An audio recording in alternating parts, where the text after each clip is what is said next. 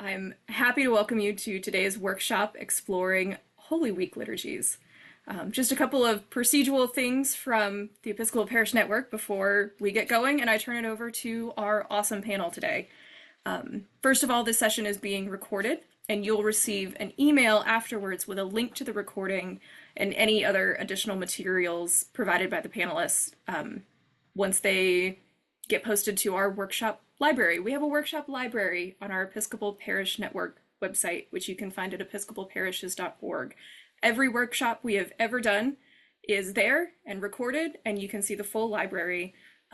You can also access that on YouTube.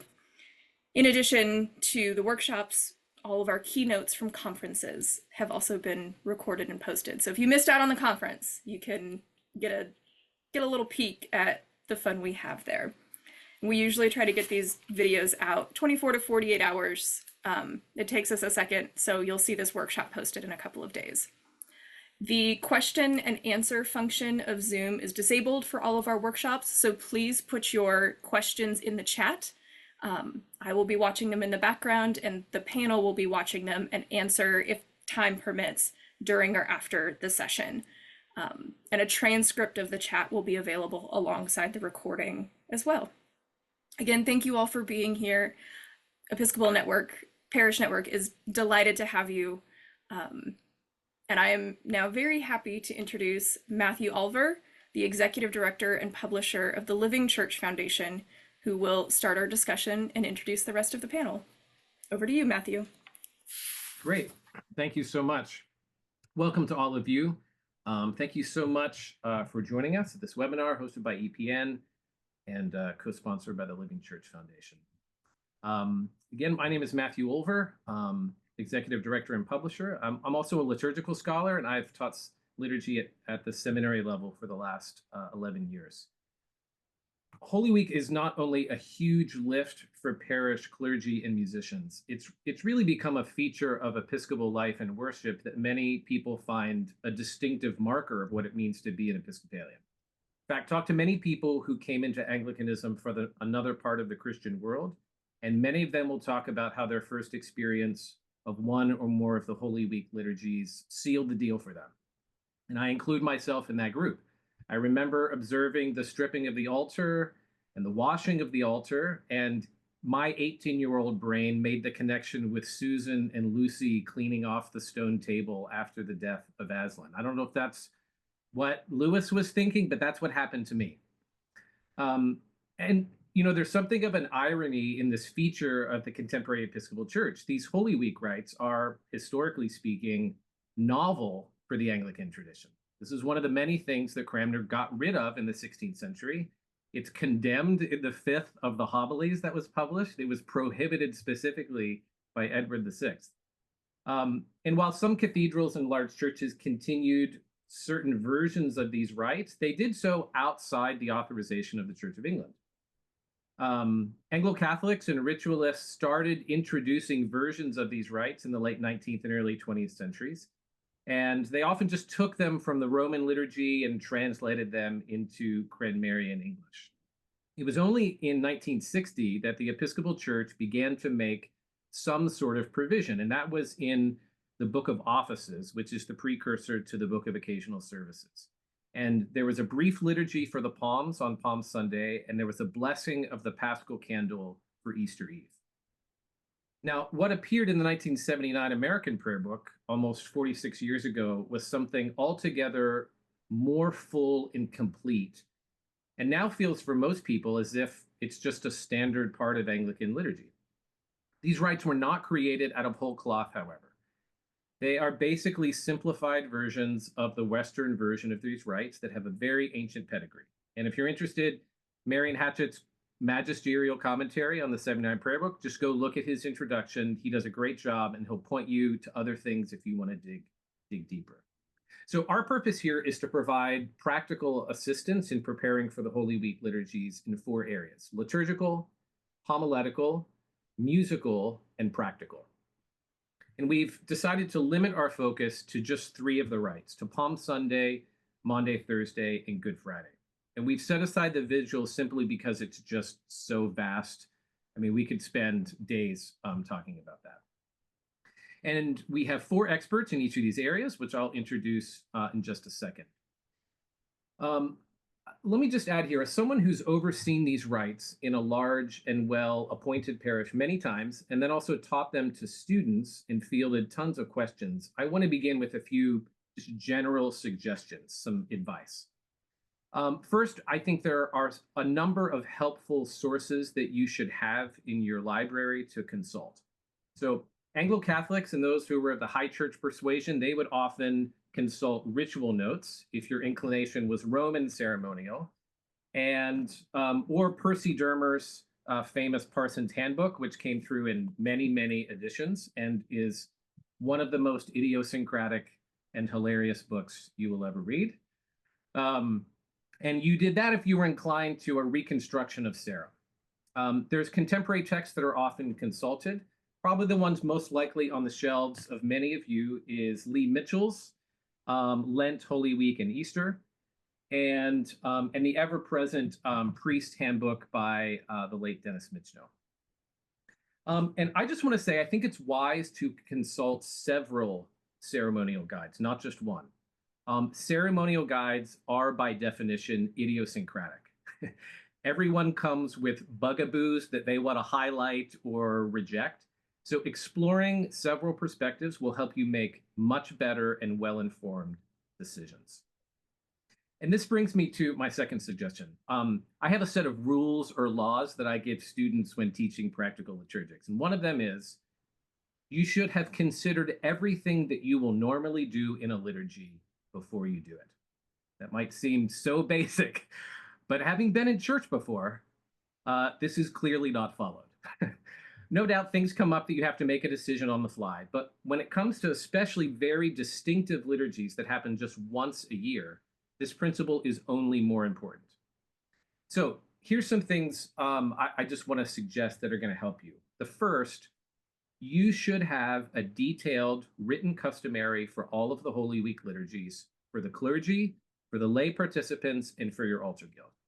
This makes planning every year so much easier. And I just want you to right now write down that you need to schedule a review meeting with the appropriate people after Holy Week to talk them through, make notes about what needs to be changed next year in the liturgy, what needs to be changed in your bulletin. Second, and I'm probably going to make some people mad here, Holy Week is not your chance to be creative. In fact, I want to go as far as to say creativity is not really a good or a goal in Christian liturgy and the sacraments. A carefully considered set of decisions about how to enact the liturgy in the building and the space that God has given you, now that's worth a lot of consideration.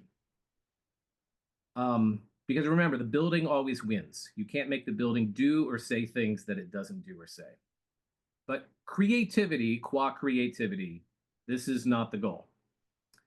As priests, we took a vow to be loyal to the doctrine, discipline, and worship of Christ as this church has received it. In other words, we're to be stewards of the mysteries.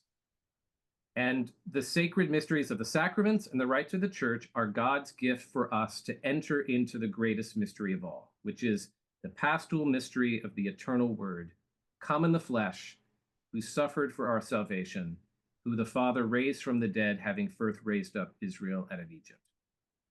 Creativity, or the novum, pales in comparison with this great and noble task. Okay, number 3. Your bulletins for these days should never leave the congregation in doubt about what they're to do with their bodies or say with their mouths. Nothing is more irksome to see a bulletin printed with rubrics that tell you what might happen. That's ridiculous. Tell people what will happen and how they should participate. This is an aid to them. It's a gift. Tell the people of God what will happen in this place. Fourth, you need to rehearse these liturgies with the participants. And 30 minutes beforehand is likely not going to cut it. You need time when people are not rushed, where questions can be asked, and where complicated things can be walked through a couple of times. And finally, I want to encourage you to resist the temptation to make secondary or tertiary things primary. In other words, don't turn the process of getting the water and the towels and the basin for the foot washing into some showy, elaborate ritual. You have to get them there to actually do the ritual action, and it should be as efficient and restrained as possible. If you need something to cover that, choose some good music like Ubi Caritas or something to cover that ties in with what the action is at that point. So that's probably more than enough for me. Let me introduce our panelists. So first, our expert on the rites themselves is the Reverend Dr. Nathan Jennings, who's the J. Milton Richardson Professor of Liturgics at the Seminary of the Southwest in Austin, Texas. Second, our expert on music, Dr. Jeffrey Williams, who's the Assistant Professor of Church Music and Director of the Chapel at Nashotah House, and is also, and I'm adding this because I just like to praise him, he's the founding member and musical director of the twice Grammy-nominated group New York Polyphony, who you should all go and listen to on Spotify. They're incredible. Third, our guide to preaching is the Reverend Canon Scott Gunn, which I'm sure most of you know, the Executive Director of Forward Movement. And finally, our guide to the practical aspects is Mother Melanie Rao, who's the rector of the Episcopal Church of Our Savior in Atlanta, Georgia. Thanks to you all for being here. So let's get into it. First, Palm Sunday. Nathan, do you want to give us some introduction to this liturgy? I think you're still on mute. Thank you, Matthew. All of your practical liturgical advice, though, I've got nothing left to say. I'm kidding, but you did say a lot of really good stuff for folks to pay attention to. Thank you. I think I kind of approach liturgy theologically, so I tend to like to ground my reflections in liturgical theology. I think that when we pay attention to the mystery that we're trying to unfold in the ritual action, that's going to help us make more sound decisions, both in terms of planning and also in terms of the practical, the actual performance of it. So whenever we're looking at particular rites that are unique, something that happens only once a year, then it just makes sense for us to pay attention to the moving parts that are different from what we're used to on a typical Sunday or a kind of ordinary encounter with the Eucharist, and ask ourselves, full well knowing what the mystery of the Eucharist is, which again could be another whole seminar. Let's assume we're all on the same page there. If we've got that in place, what happens when we are engaging that mystery with these new ritual actions? So that's kind of how I'll approach each of the three chunks. So then, and just jump in, Matthew, anytime, or any of y'all on the panel, and say, what about this, or whatever. With the Sunday of the Passion, or Palm Sunday, the major moving parts that differentiate it from a Eucharist that we would be familiar with on any given Sunday throughout the year is, of course, just the introductory procession with the palms, and that includes the blessing of the palms and a special gospel proclamation that just occurs around the liturgy of the palms.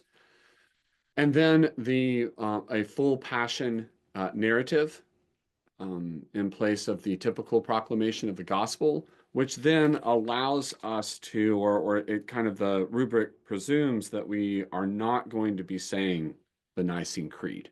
So it kind of does a little swap, a give and take, because we're expanding the typical Sunday in these ways. I really think, to a certain degree, the framers of the prayer book were just trying to do a time saver for folks. But also, of course, the creed is the narrative of our faith. And when we're doing a more full narrative, like the full passion narrative, then we can assume that it's all there in the mix.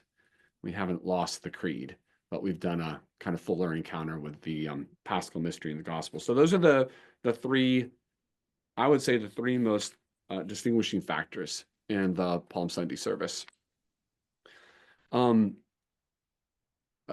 so much depends, like Matthew said about the building always wins, the architecture always wins. Also, your climate always wins. Are you starting in the narthex because it's a blizzard outside? Or are you starting outside and there's already kind of buds of spring and flowers? So some of that is going to change our encounter with it.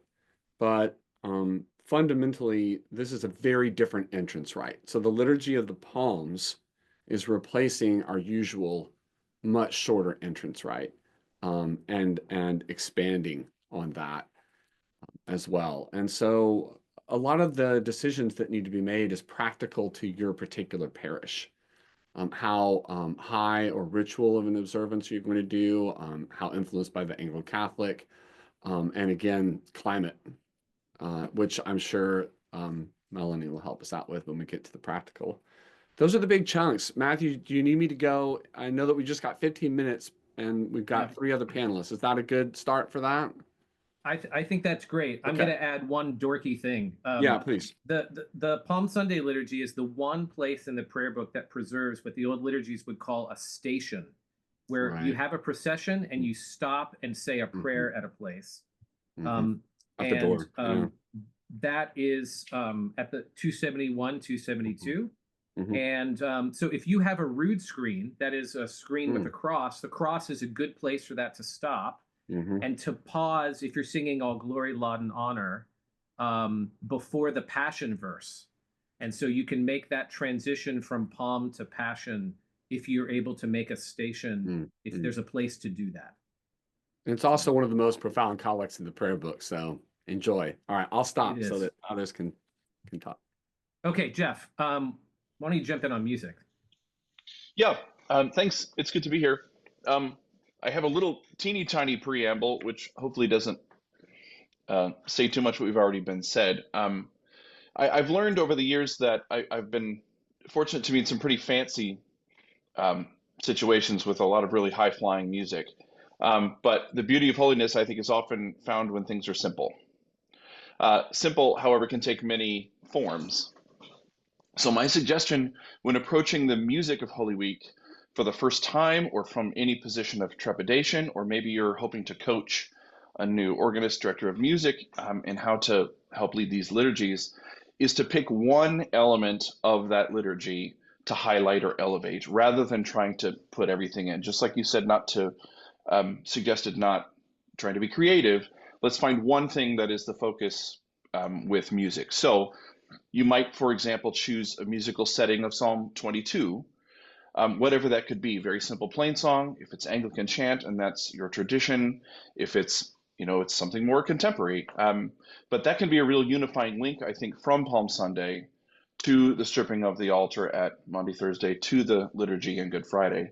If you can have that link of music, it means that Holy Week isn't just a bunch of scenes. It really is one big passion play. Likewise, for churches with good choral programs, which could be pretty simple, actually, the answer may not be another extra liturgical offertory anthem, but rather how can you elevate the liturgy that's already there with music rather than adding extra liturgical things. So without getting too far ahead of myself, just Palm Sunday, I would choose is the focus musically, at least as far as the preparation of your musicians goes, on the Liturgy of the Palms, or is it on the recitation of the Passion? So I don't think you can cram all of Holy Week's intense drama into Palm Sunday, though I've seen places that try and get all of Holy Week to happen on Palm Sunday so that if you don't come back until Easter, you haven't missed anything. It doesn't work. I think you all probably know that. There's likewise a balance to the intensity of music that you choose. So if the focus is on the palms, how do you get from the place where the palms are blessed and distributed to the place where the Mass may continue? A congregation that's not used to singing a cappella unaccompanied may find it difficult to make a long walk unaccompanied from wherever the palms are blessed to the nave. Glorious as All Glory, Laud, and Honor is, in Hymnal 82, it's not in a great key for lots of people. And if you're trying to do the magic of entering the church and the organ suddenly joins you, it's not likely that you're going to be in the same key. You might actually want to pitch it down. I think it's in C. If the organist can play it in B, I'd start it in B. I have a little anecdote later about Palm Sunday music, which hopefully I'll leave in. So I just not ignore other dark horses like King's Majesty, ride on in majesty, is a great hymn to maybe put as the link at that collect that you mentioned, Nathan, so that you're not pigeonholing yourself as the only song we can sing on Palm Sunday is all glory, laud, and honor, right? And just thinking about trying to learn how to become a place that processes in things. In my 4 years at Emmanuel Memorial Church in Champaign, for 4 years, we tried to have the Palm Sunday procession happen, and weather never cooperated. We never were able to get it off the ground. So that's perhaps a sign that we weren't a place that was intended to do a Palm Sunday procession anyway. So that's Palms. If your focus is on the recitation of the Passion story, I think it's important to remember that most of our musical history, most of our liturgical history has been sung. And the fine settings of the ancient plainsong tones are really not so difficult. They're available through church publishing. I can put a link in the chat here in a minute. But 3 quite amateur singers could execute this very well. We do it at the seminary here every year. There are seniors who've been singing in chapel and they've heard the collect tones, and they're not that different. If you've got a singer who's got a fairly low voice, well, there's Jesus. If you've got a singer with a bit of a high voice, that's Peter and Pilate and Anchila. And someone who's got a bit of stamina, well, that's your evangelist, especially if they're really good at singing and declaring text, because music really is just a way to amplify and elevate text. I say that all the time to my students. I hopefully in the next couple of months will prepare a tutorial on how to sing these, which you can look up on our pages. And the last thing I would say is that just because the heading reads Holy Week or Lent, it doesn't mean that there are not other, perhaps more perfect or better choices in our hymnody, whether it's in the 82 or not. My song is Love Unknown is no longer a dark horse. In fact, it sort of makes Holy Week for people. Actually, my favorite thing to sing on Palm Sunday is the Christmas hymn, A Stable Lamp is Lighted, which is set by David Hurd. And we sing that as the offertory or the hymn before the sermon on Palm Sunday at Evensong. And I think, if you're able to train your congregation to think about the text they're singing, there's nothing that's more profound than singing this Christmas hymn that connects Christmas and Easter so well. So that's kind of my little bit about Palm Sunday. Fantastic. Thank you. Scott, give us some advice on how to think about coming at the homiletical task this day. Sure.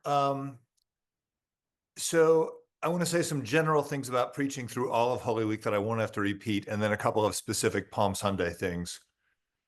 So some general notes for Holy Week, all of Holy Week. What I'm saying applies even to what we're not talking about here today, the Great Vigil and Easter Day. Anytime anybody asks me to say anything about preaching, I just love to remind us all that it's a really good idea to preach the lessons that we are given. That sounds completely obvious to say, and yet it is not unprecedented for me to hear a preacher in an occasion preach on stuff other than the assigned lessons. I'm not saying you can only preach on the assigned lessons, but particularly this week, they really do draw us into the heart of what we're there to do.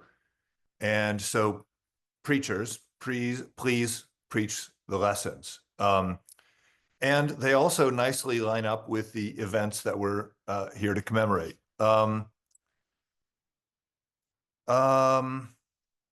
Paschal mystery is everything. The suffering, death, resurrection, and ascension of Jesus is everything for those of us who follow Jesus. This week, minus ascension, which we have to wait 40 days to get to, passion, death, and resurrection is our business of the week, entering into the Paschal mystery. And so preachers reminding folks of this and saying why it matters. Why is this true? Is never a bad thing. And if we're thinking, well, I've said this before, it's okay. Even for people who've heard it before, repetition is our friend.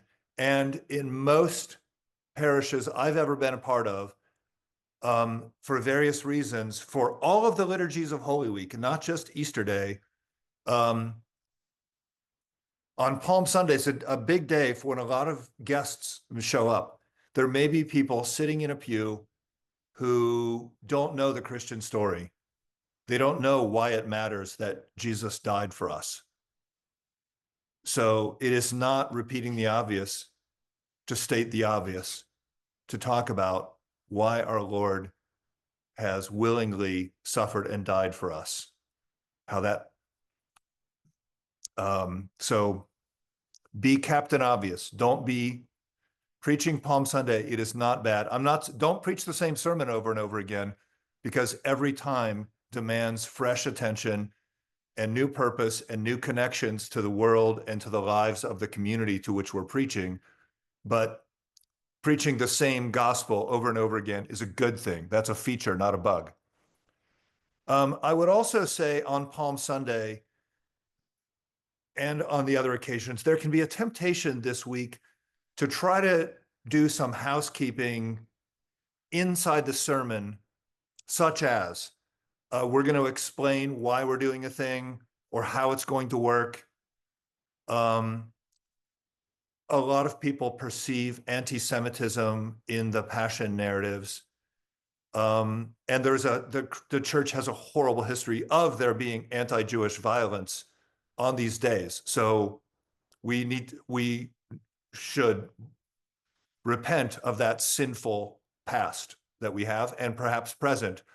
But that said, I've been to some churches that have lovely explanatory notes in the leaflet to help people interpret the framework of the Passion in a non-anti-Semitic or non-anti-Jewish way, as we should. So maybe that belongs in the sermon, or maybe it doesn't. I've heard people say, well, the preacher always has to comment on this issue. And maybe in your context, that's true, but maybe it isn't. Maybe there are alternatives to explaining things and announcing things in the sermon. Context is everything. Another thing to say is that it's worth planning the sermons for the whole week, Palm Sunday through Easter Day, in an arc. If the same person's preaching, before you sit down to write any of those sermons, think about what's the big arc for this year? What's the overall message to shape? If a team of people are preaching, maybe they talk together and develop an arc so that, because a lot of people will be there for all the services. So it's helpful if the sermons, the homiletical messages are aligned. And it's a lovely thing. This year for the Triduum, I'm preaching at St. Philip's in Tucson.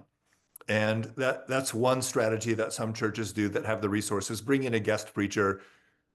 There are some advantages and disadvantages to that approach, but that's another option. Okay, as far as Palm Sunday specifically goes, the first thing to do is preach a sermon. It's somewhat common for people to skip the sermon on Palm Sunday. What I hear for the reasoning is, well, we already have a lot of words. It's a long service. There are a number of possible responses to that. One is the rubrics don't permit skipping the sermon on Palm Sunday.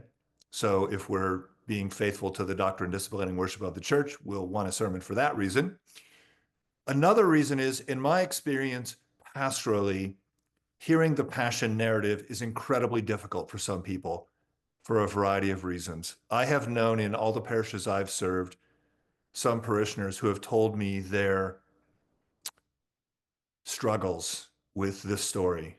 So to leave it just a silent reflection afterwards leaves people with their struggle, which I think is not pastorally sensitive.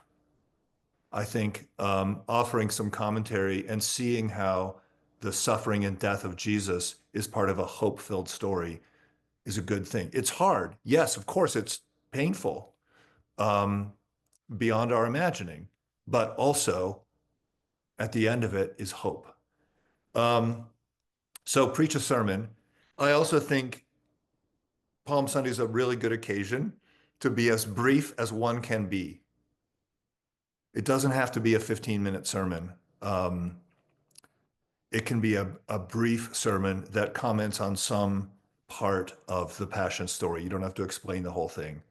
Comment. The last thing I'll say is that one of the criticisms I hear leveled, now I'm getting into the liturgical realm here, but sometimes people say we need to fix the Palm Sunday liturgy because I've heard the phrase train wreck before. You've got joy and pain all in the same liturgy and it's difficult. Well, guess what, preachers? This, in fact, again, is a feature, not a bug. And what is the gospel if not a train wreck? In that, here in the midst of a world of sin, evil, and death comes grace and mercy. So yes, there's a big shift from Hosanna to my God, why have you forsaken me? That shift is not something to be avoided. It's something to be appreciated. And I think the preacher does well to explore that apparent collision, which, by the way, if we can't grapple with the collision of the Palm Sunday liturgy, how are we ever supposed to read the headlines in the news? So the gospel is our friend. Okay, I'll stop rambling. If anybody wants to stay in touch with me about preaching or anything like that, anything I said or disagree with me or whatever, besides the chat, you can put comments there. Also, my email address is on the Forward Movement website, on our staff page. You can just find me there, and I'd love to be in touch with anyone. Fantastic. Thanks, Scott. Mother Melanie, do you want to help us think a little more practically?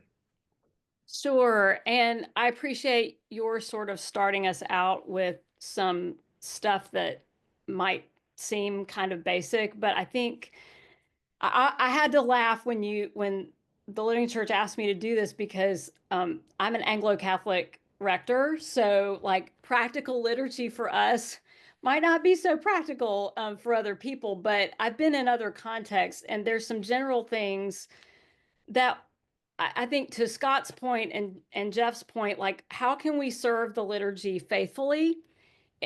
We might not all be able to do All Saints Margaret Street if that's your goal. We're certainly not, even though we're Anglo-Catholic, we aren't there, but making choices that will allow us to focus on what Scott said, the gospel, like allow us to enter into that mystery and sort of experience the agony and the triumph and to walk with Jesus through that and not have things that are distracting as part of the liturgy. First of all, there are options. There are tons and tons of options in the prayer book. Anytime it says may, that means you don't have to do it. Or it may say you may do this or you may do that. For example, on Maundy Thursday, you don't have to do the foot washing. So if that's not something that your parish, if a lot of people get really grossed out by that, I'm sorry, I'm just going to be real. And so if that yours is a church and you're in there as a new rector and you decide to try that and you get a hard pushback, maybe this is not the year, to do that. It's something you can leave out. And there are lots of options. And I know we're not talking about the Easter Vigil, but that's got lots of options too, to make your life easier. So you have to do what works for you. And I think that's why Father Matthew said, like, look at all of these different liturgical sources, because it will give you ideas as to how you can do it successfully in your space. And it doesn't have to be the way somebody tells you you have to do it because so-and-so said so. You have to do what works in your building with your people in your space and what they're used to doing. These are liturgies you do once a year. I know we keep saying that, but when you come upon them and then they're bam, bam, bam, back to back to back, you sort of find yourself in this sort of situation where you're having to multitask and you're having to sort of cram like it's the final exam the next day, especially if you're a new priest. So make a book for yourself and put notes in it. Find your best server, your best altar guild person, and walk through the whole liturgy with them in advance so that, the crotalus is not where you need it. Or, if like for Maundy Thursday, we start with bells and then we go to a clacker for like a more solemn sound. So wherever that stuff needs to be, you may think, oh, I'm going to put this here. And then when you walk through the liturgy, you realize, oh my gosh, it doesn't need to be here. It needs to be there. Or he's not going to enter from this side. He's going to enter from that side. And that sounds really dumb and really small maybe, but when you get into a liturgy, something like that can completely blow your mind, and you're just kind of going, wait, what? Where's so-and-so? Where'd they go? When's this supposed to happen? And that will completely pull you, as the priest, it will pull you out of the moment. And when your people realize in the pews that there's chaos going on, or that people don't know what they're doing, they will internalize that, and they will pick up on your anxiety. So it's not a snobby thing. It's not a bad thing to have a book or to have a rehearsal, to Father Matthew's point. My people often can't get here, sorry, Father Matthew, until right before the liturgy. I know you said don't do it right before, but I will ask them to be here like an hour and 15 minutes before, not 30 minutes. So we have time to walk through everything. And that's after I've already walked through it with somebody else in the parish, like an altar guild, or one of my servers, or acolytes who's been around for a long time. And so I know the tracks in my head. I know where people are going to go already, I think. And then when we walk through it with real people, then we can see how it actually works in real time. Because one thing that people are not good at doing is, if I just say, okay, Don, you go over there and do this, and then he's going to go over there and do that. That sounds like it would work. But then when you get the people and the bodies in the space, and if you have a space like mine, it's a really small, tight space, you realize that, like, oh, they're going to run into each other, or that looks awkward, or we need to do it this way instead of that way. And you don't know that until you get the people in the space doing the movements. And if you've ever done theater, you know exactly what I'm talking about. Make checklists, have a customary. This is my, what is it? This is my Maundy Thursday bulletin from last year. Look at all the stuff that I have written on it. And that was the notes, like, not only stuff that I needed to remember, like put the clackers next to the bells, give the bells to so-and-so to ring. Like, these are all notes to myself before, and they're notes that I made, like, sort of deconstructing the liturgy afterward, to like, okay, this did not work. Somebody was supposed to do this, they didn't do that.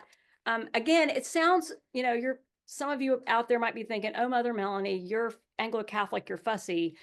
It's not, I'm not trying to be fussy, but when people don't know what they're doing, they get really anxious, and you might not know that they don't know what they're doing until you get in the moment in the liturgy, and then you see a blank deer in the headlights look.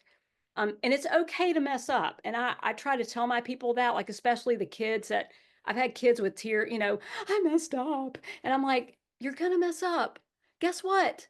I mess up. Like, you are going to mess up.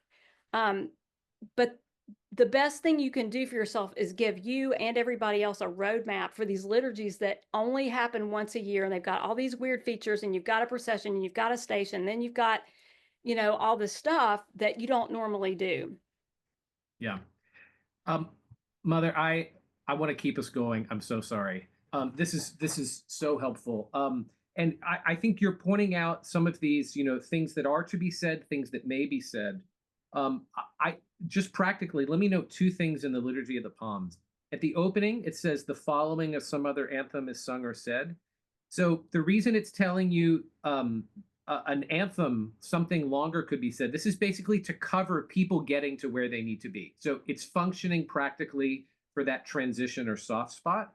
And the same thing is on the next page, on 271, the following of some other suitable anthem may be sung. That is, if you have the palms there and then you need to distribute them, that's to cover the distribution. Now, the text doesn't tell you that, but that's how it's functioning there. Or if people have them already, you don't have a long piece that everyone just stands and is watching to then have the procession. Right. But these are the things that looking at ceremonial guides are also going to help you to answer. Okay. As you can see, we maybe should have even limited this to just 2 liturgies. But anyway, let's move on to Maundy Thursday. Nathan, do you want to give us some words of wisdom here about Maundy Thursday? Yes. Thank you. And thanks, everybody. You reminded me of all the things that I need to say to do my part. But really good stuff, especially Mother Melanie. Thank you for your points about the practical. All of that is so. All of those things about having a customary and reviewing the customary and rehearsing it are so important. Maundy, Thursday, and Good Friday kind of have to be thought together. So I might be saving us some time here because I might be able to just collapse mine. But Maundy, Thursday, and Good Friday have to be thought of together if you are performing Holy Week with a Triduum service. Because decisions that you make in Good Friday are going to back affect the decisions that you have available to you to make in Maundy, Thursday. Again, talking about the major parts of the service, understanding how doing something different than what we're used to on Sunday is enacting a different aspect of the Paschal mystery. So now I think this has changed in the last few years, but when I became Episcopalian in my 20s and the 90s, my encounter was that you always had the stripping of the altar at Maundy, Thursday, but some people balked at having their feet washed, and some people just had their, the priest wash some ceremonial feet of people that were willing to have them washed, but not the whole congregation. Very different kinds of options around the foot washing. But what is interesting is that, of course, in our prayer book, the only thing offered in the prayer book that is significantly different from a regular Eucharistic service is the washing of the feet. There is no stripping of the altar in the prayer book. The stripping of the altar is in the book of occasional services.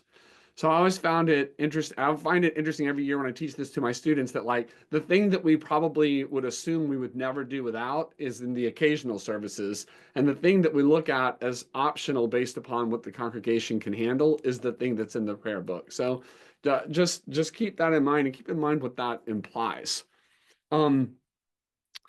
As Matthew Olver already pointed out, Holy Week is a revival as a result of Anglo-Catholicism, ritualism, but especially liturgical renewal is what finally sealed the deal. Before that, the only thing that was required was Good Friday as a holy fast. With an appropriate Good Friday service. And in good old Protestantism, Good Friday was the day to have communion, because communion was at that time understood to be a memory of Christ's death, rather than say a remembrance of the entire Paschal mystery with gratitude. So it was understood for many that Good Friday was when you went to church to have communion as well. That, of course, has really radically changed. But still to this day, the only thing that is canonically required for you to do as a priest in the Episcopal Church is, of course, every Sunday, therefore Easter Sunday, and Ash Wednesday and Good Friday. So if you're at a small parish that can't handle it and you want to slowly build up to having a Triduum and a Holy Week, if your first year you just have Good Friday and Easter Sunday, you're good. The bishop is good with you. And you can slowly start to build your custom. But a Good Friday service outside of the context of a completely enacted Triduum feels different, and you have different decisions to make than if the Good Friday is tucked into the whole Triduum and Maundy, Thursday, and Good Friday are interacting with each other. Okay, I'm almost done. The next thing then to consider is that if you are high enough church that you're going to be having communion from the reserve on Good Friday, then you must have enough sacrament consecrated at Maundy, Thursday, and ideally you're going to have a procession to some kind of an altar of repose where those elements can be properly honored. However, your parish and its tradition are going to do that as we wait for them to be completely consumed on Good Friday. Those are the main moving parts for Maundy, Thursday. I'll stop and talk more Good Friday when we come back around to that. Thanks. Excellent. Jeffrey. I would like to backtrack to something Mother Melanie said, which is about preparation. One of the great lessons, it's a little anecdote I remember from conducting school, in teaching choruses to sing for a Requiem or Handel's Messiah or one of the Passions of Bach. If you are preparing the choir for another conductor, you have to have that choir so prepared that when it comes to the rehearsal with the orchestra and the singers together, the conductor isn't worried, is the choir prepared? And I think that's true for clergy and musician relationships. So if you have a music director who's not used to thinking Sunday to Sunday, God bless my colleagues. I think the training for Holy Week begins September 1st or May 1st to think about the whole year, so that the choir is, whatever the musicians are a true conduit to the liturgy and not something that's in the way, so that all of the expectations of the leaders, which is not just whoever's playing the organ or waving their hands, that every member in that ensemble, choir, guitar player, drummer, whatever, they are the leaders too, and are therefore we can let the liturgy happen without suddenly music being the performance that I think we're all terrified of it becoming, right? If I can return to my little what's my focus question, in Maundy Thursday, some of it will depend on what your gospel choice is between the Eucharistic narrative or the mandatum. If Eucharist is the focus, there's so much in our hymnal that I think it's important for us to continue to retain. Those ancient melodies are really what have kept a lot of people coming back for Holy Week, or it was what caught them. It might be Panjalingua, now my tongue the mystery telling. For me, it's Lauda Zion Salvatorum on Maundy Thursday, Zion praise thy Savior singing. Having that as the hymn we sing right before hearing the Eucharistic narrative in the Gospel these are melodies that I associated with it, just like I think of the plain song tunes for Psalm 22.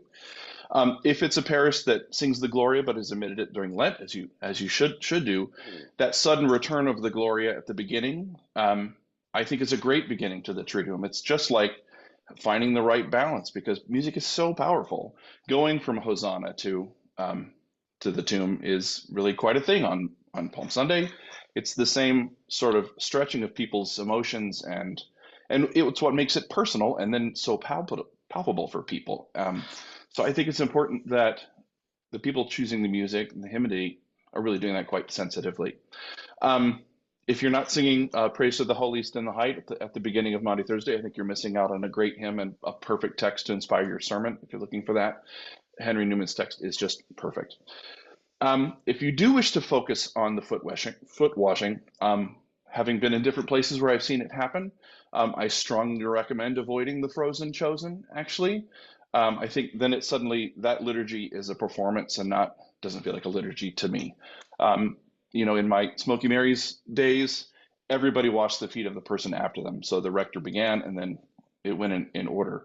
At Nashotah House, most everybody gets their feet washed, so you need a lot of music to cover that. That's something you need to prepare ahead of time. I think there's an important balance to be struck by how much you can encourage participation musically from your congregation. It's how we're going to build up singing congregations again. Some of you probably know Drop, Drop, Slow Tears really, really well. Phineas Fletcher's great words. The melody is in our hymnal is 328, but that's a Eucharistic hymn. If you have a fairly amateur choir, they could sing that simple 4-part tune during the foot washing, and the whole congregation could sing hymn 606, where true love and charity dwell. Very easy to sing. You don't have to have a choir that can sing Durafle Zubi Caritas. And then have the congregation sing the same tune for Drop, Drop, Slow Tears. Draw nigh and take the body of the Lord. And there's some connective tissue so that those words you can connect those words with melody. And I think that's really, really important. I have some things about Good Friday, but I'll let us move on. Okay, excellent. Thanks, Jeff. And let me just add, you at the beginning you mentioned about finding a setting for Psalm 22 and using it throughout the week. So just to clarify, on Palm Sunday, that is the appointed gradual psalm. Mm-hmm. If on Maundy Thursday you do the stripping of the altar, the Book of Occasional Services directs that Psalm 22 is sung or said while that happens with a special antiphon. And then Psalm 22 is again one of the gradual psalm options for Good Friday, so that it can be. So just in case you were wondering what he was referring to, that would be the moments where that comes. Mm-hmm. Scott. Yes, a couple things. First of all, the Maundy Thursday gospel reading in the Revised Common Lectionary, one of the losses of switching to RCL is that we lose an option, and you only have the mandatum, a shortened version of the mandatum from John 13 as an option for Maundy Thursday. The prayer book lectionary, as it was promulgated in 1979, includes either the institution narrative from the Gospel according to St. Luke or the Mandatum from John 13. This is just your friendly reminder from Deputy Scott Gunn that General Convention, in her wisdom, has allowed the option for any parish to use the 1979 prayer book lectionary with the permission of the ecclesiastical authority in your diocese. So you can write to your bishop and say, we don't want to use the RCL. We want to use the 1979 version of the common lection, the 1979 prayer book lectionary. And your bishop hopefully will say yes, which then gives you, Holy Week especially, I think the prayer book lectionary, as it was in 1979, more closely accords with Anglican liturgical theology and proclamation. So I'm not telling you what's right for your church, but I recommend that. In any case, the preacher on Maundy Thursday, I think it is not difficult to tie together the Mandatum, the new commandment, love one another as I have loved you, tie that with do this in remembrance of me. There's fruitful homiletical ground, whatever gospel you read, or whether in a particular place you're emphasizing the institution of the Eucharist and wearing white vestments and all that, or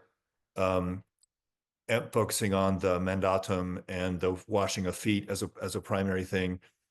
You can, homiletically speaking, walk and chew gum by addressing both in a sermon. I mean, just theologically, do this in remembrance of me, love one another as I have loved you, are two sides of the same coin, the same beautiful coin.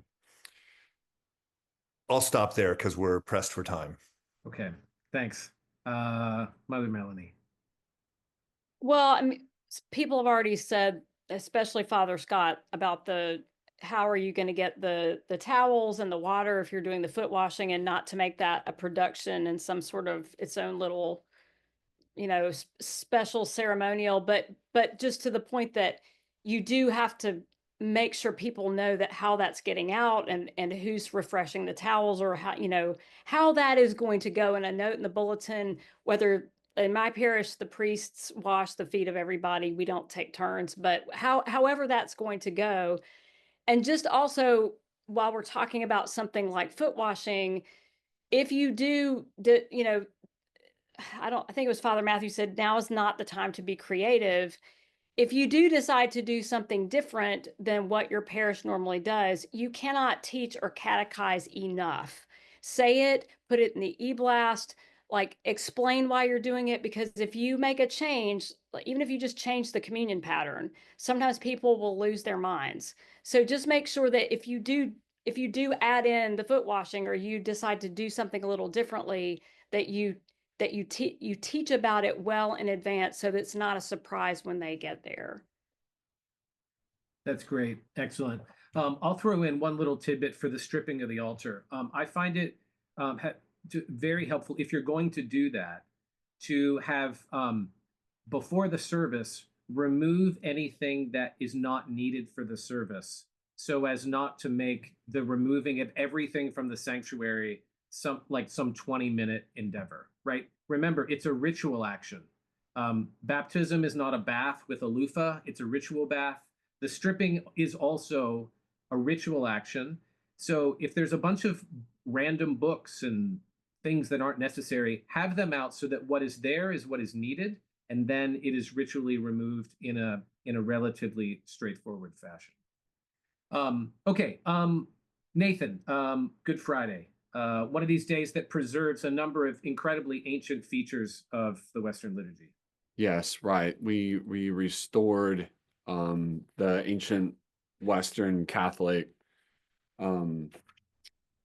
service, where we would not make Eucharist on Good Friday, but might commune, because there's a difference between communication and making Eucharist that is actually accentuated by having communion on Good Friday from reserve. What that means is that when it comes to Good Friday, there are it is not a Eucharistic service. It's also not an office. It is entirely unique. It is a service that only happens once a year. It looks like a synaxis, or service of the word. It's similar to that, but not identical. So It has, again, another large passion narrative gospel. Here, traditionally, always John. Father Scott has already spoken to the way that some are concerned with anti-Semitism there, and rightly so. It can definitely be misinterpreted in the if we're not careful. And we've got some work to do, but it has been our tradition to focus on the Gospel of John on Good Friday. The next thing that is unique is the service of solemn collects. The next two things that are unique to Good Friday are also optional, depending on the decisions that you're making. So the next would be a veneration of the cross. Some people cannot imagine a Good Friday service without it. Believe it or not, there are still parishes in the Episcopal Church that would find that just too weird, just potentially idolatrous. And we just got to honor where people are at. I think that there are congregations that would be perfectly happy skipping the veneration of cross, but still communing from reserve, which just shows you what a wild liturgical landscape we live in as Episcopalians, and that's also just fine. So the other option is communicating from the reserve, remembering that that's going to affect decisions you will then have to make for Maundy Thursday if you choose to do that.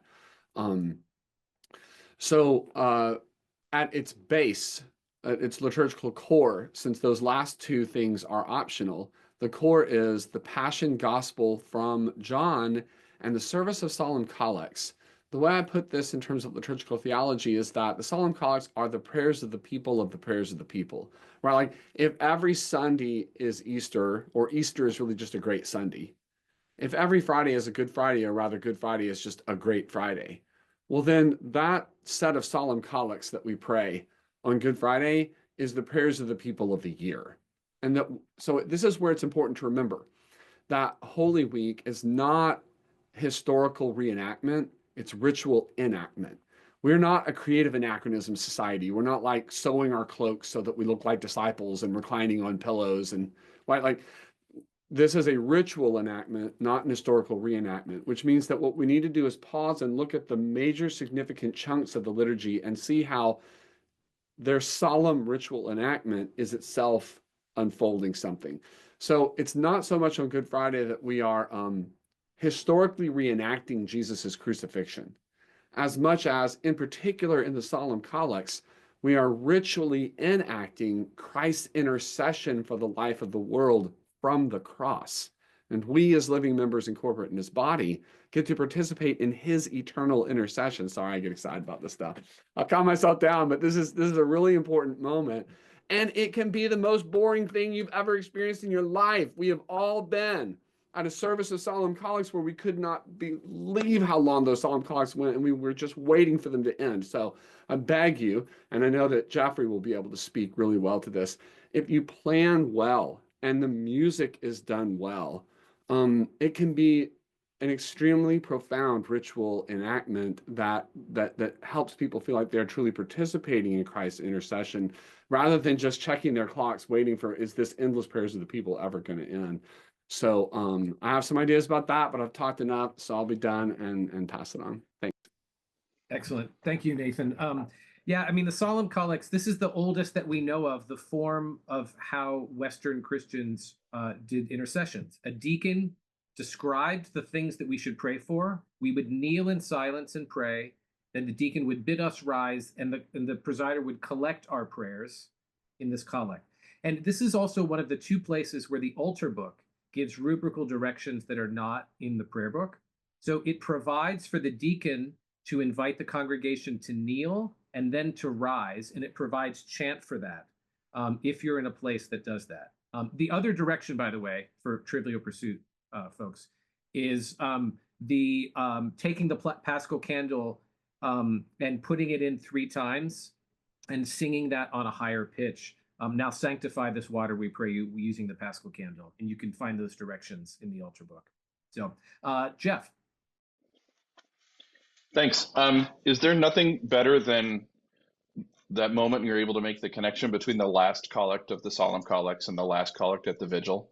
It's one of the things that made me feel like I was finally a grown up as a Christian, and I've been doing it for 48 years. I think Good Friday is at its most effective when it has as little adornment as possible, at least musically. Not to say that there aren't wonderful things. If you have a choir that can sing Victoria's Reproaches, fantastic. If you can sing Latte Crucifixus in 8 parts, awesome. But if you can sing There is a Green Hill Far Away, the Royal Banners Forward Go at the bringing forward of the cross for veneration, some setting of the Agnus Dei at distribution of the sacrament, that's enough, I think. It reminds me, those 3 things, of the unadorned corpus of our Lord on the cross. I think there's something that you can really make some connections for people in how you choose music and how many pieces you do, actually. That said, Bach did 2 fully concerted passions a week in his Holy Week. He would do Matthew on Palm Sunday and then a full John, but for his day with limited resources. He never had as many people as he wanted. If you can sing the Passion on Palm Sunday, try it again on Good Friday. Leads me to my little brief conclusion of this.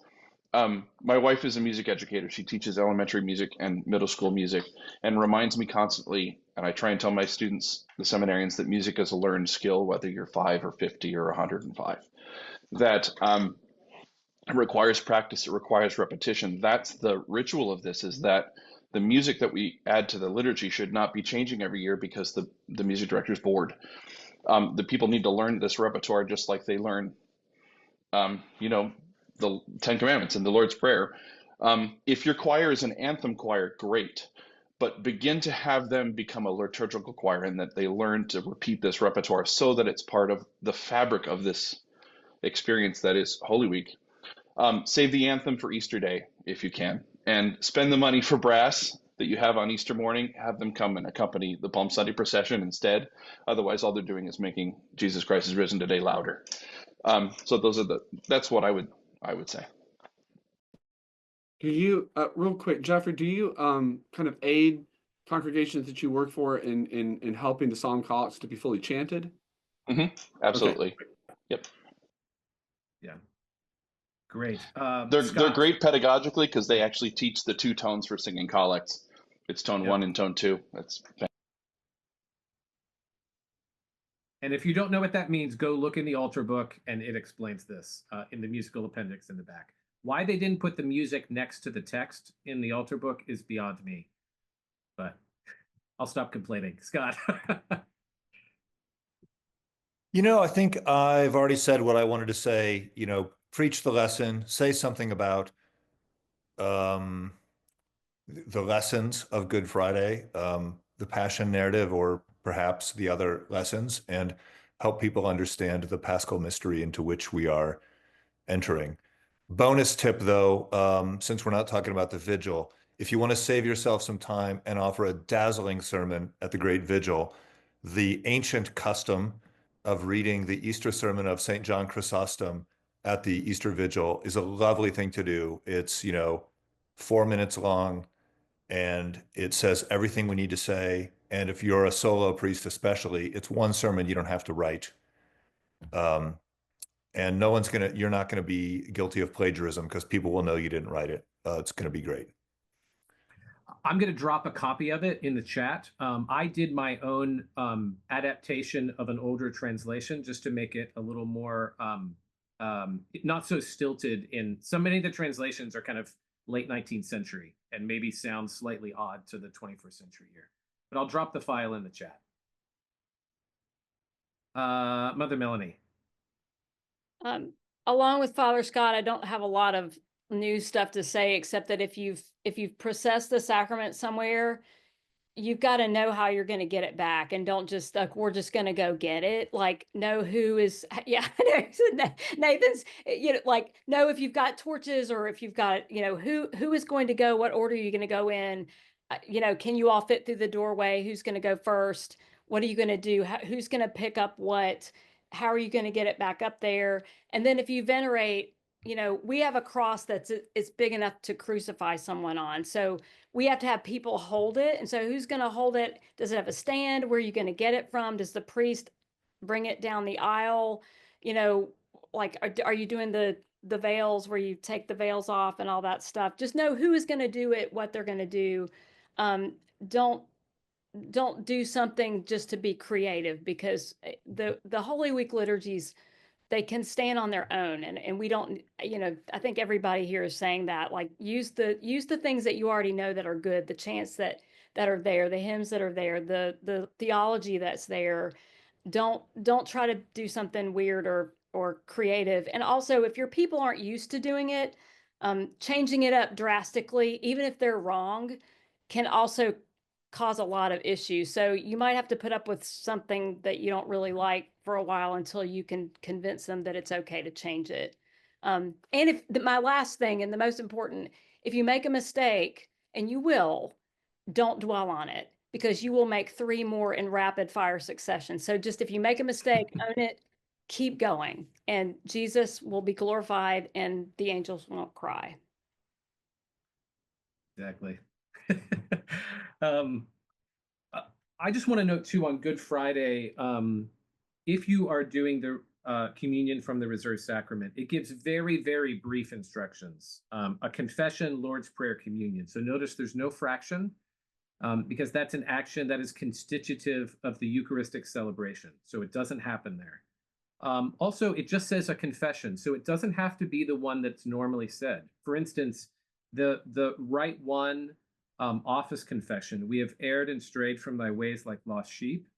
That's a place where something different might actually be especially helpful, because notice the tenderness of the language. It's very intrapersonal, and I think it emphasizes the tenderness of Jesus in his compassion and forgiveness. So know that those are the kinds of options that require consideration and thought ahead of time.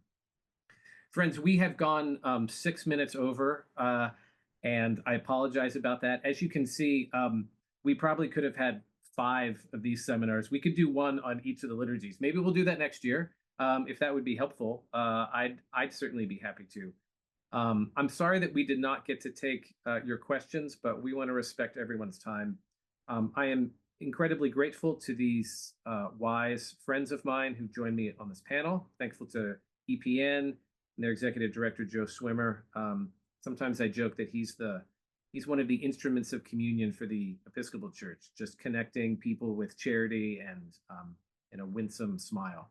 So I'm grateful to them for inviting us, and God bless you all.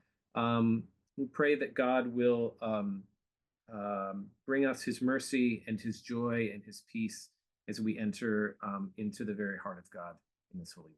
God bless you all.